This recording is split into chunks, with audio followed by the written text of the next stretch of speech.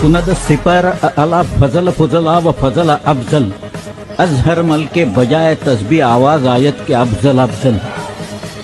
म्हणजे उच्चातल्या उच्च स्वर्गाला विचारलं या पृथ्वी तलावरचा श्रेष्ठ माणूस कोण आहे, तर सगळीकडनं आवाज येईल अफजल अफजल म्हणून. 2 मिनिटात ठोकला शिवाजी महाराजांनी त्यात.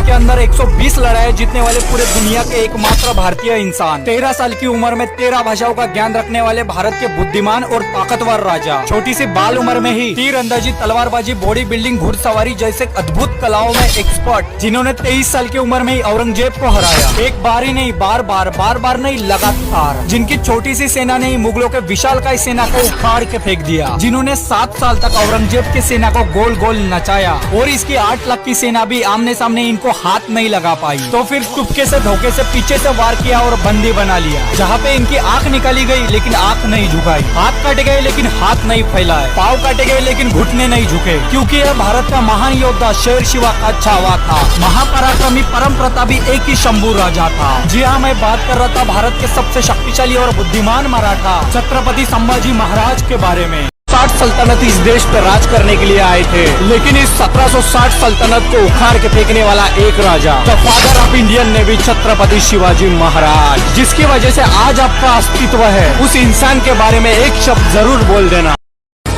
अरे फक्त 10 मर्दगडी घेऊन 1 लाखाच्या मुघली छावणीत घुसून असा शास्ता खान समशेरी खाली चिरडणाऱ्या शिवरायांचा मावळा होता. पण